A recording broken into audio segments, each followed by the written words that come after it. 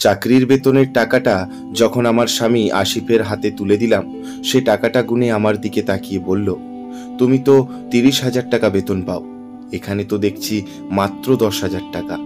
আমি বললাম, 10,000 টাকা তোমাকে দিলাম, 10,000 টাকা নিজের কাছে রাখলাম, আর বাকি 10,000 টাকা আমার বাবা মায়ের জন্য। আসিফ অবাক হয়ে বলল, তোমার বাবা মায়ের জন্য মানে? মেয়েকে বিয়ে দিয়েছে মানে মেয়ের ওপর তাদের দায়িত্ব শেষ, আর স্বামীর বাড়ি পা রেখেছ মানে তোমারও তাদের ওপর দায়িত্ব শেষ। আলাদা করে ওনাদের প্রতি মাসে তোমার টাকা দিতে হবে না, দাও বাকি টাকাটা দাও। আমি বাবা মায়ের জন্য যে টাকাটা আলাদা করে রেখেছিলাম সেই টাকাটাও আসিফের হাতে তুলে দিলাম। আসিফ টাকাটা গুনে বলল, তোমার নিজের জন্য টাকা রাখতে হবে কেন? তোমার যা লাগে সবই তো আমি দিই। আসিফের কথার ধরন দেখে বুঝতে পেরেছিলাম কি বোঝাতে চেয়েছে।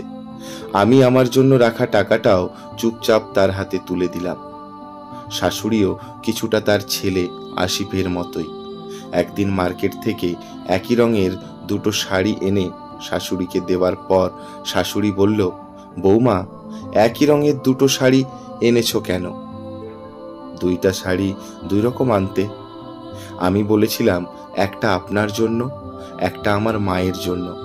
সেদিন শাশুড়ি বিরক্ত হয়ে বলেছিল, তোমার আহ্লাদ দেখে বাঁচি না।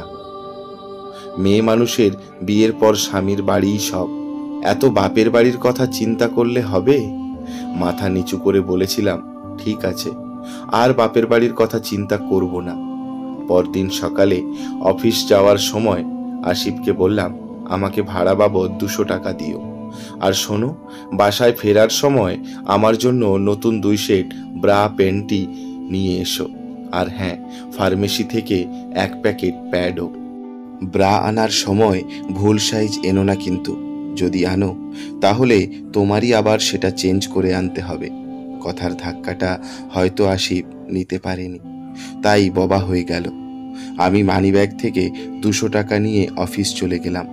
অফিস থেকে ফেরার পর শাশুড়ি একটা শাল দেখিয়ে বলল, এটা রিনা আমার জন্য কিনে পাঠিয়েছে, কেমন হয়েছে বৌমা?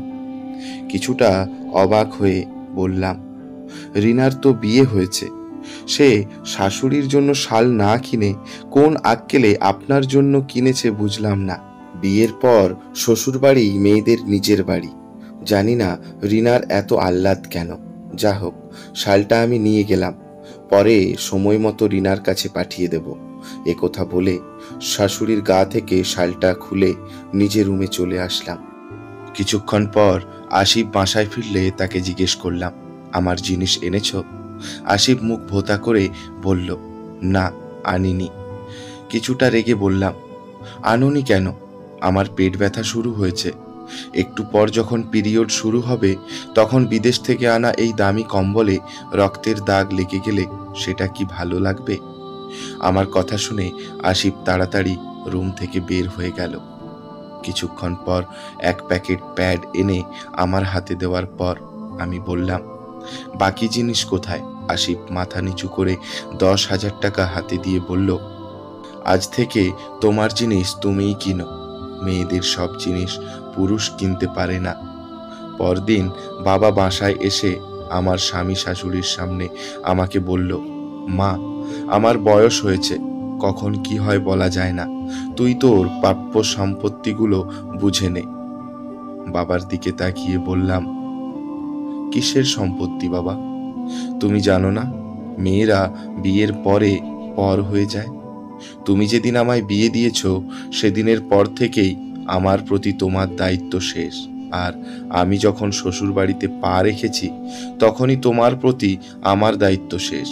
আমার স্বামী শাশুড়ি আমাকে সেটাই শিখিয়েছে। বাবা অবাক হয়ে বলল, মা, এইসব তুই কি বলছিস? আমি বললাম, ঠিক বলেছি বাবা, আমার কিছুই লাগবে না। আসিফ আমতা আমতা করে আমাকে বলল, তুমি আমাদের ভুল বুঝছো, বিষয়টা এমন না। শান্ত গলায় আসিফকে বললাম, তুমিই বলো বিষয়টা কেমন?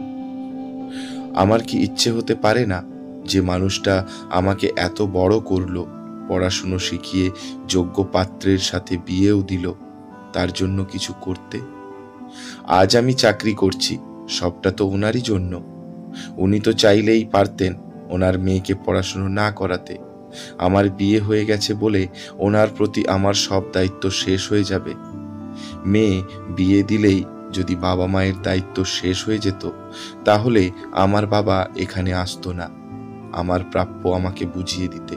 আশিপার কোনো কথা না বলে মাথা নিচু করে রইল।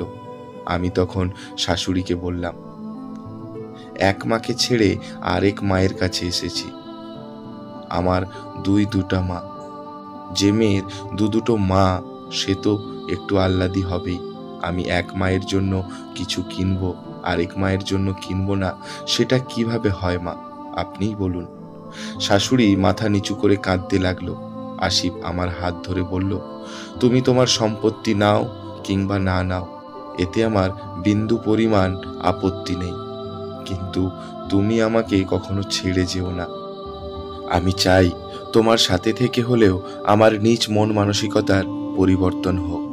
বাবা আমাদের এসব কথা শুনে অবাক হয়ে বলল, মারে, আমি তো কিছুই বুঝতে পারছি না। হেসে বললাম, তেমন কিছু না বাবা, একটু সমস্যা হয়েছিল, তোমার সামনেই সেটা সমাধান হয়ে গেল। শাশুড়ির কাছে গিয়ে তাকে জড়িয়ে ধরে বললাম, আহারে সোনা, শালটা নিয়ে গেছি বলে কান্না করতে হবে না। শাশুড়ি আমার কান টেনে বলল, ফাজিল মেয়ে, মায়ের সাথে ঢং করা হচ্ছে। শালের জন্য না, আমি আমার করা ভুলের জন্য। আর এক মেয়েকে বিয়ে দিয়ে আরেকটা মেয়ে পেয়েছি, সেই খুশিতে কান্না করছি।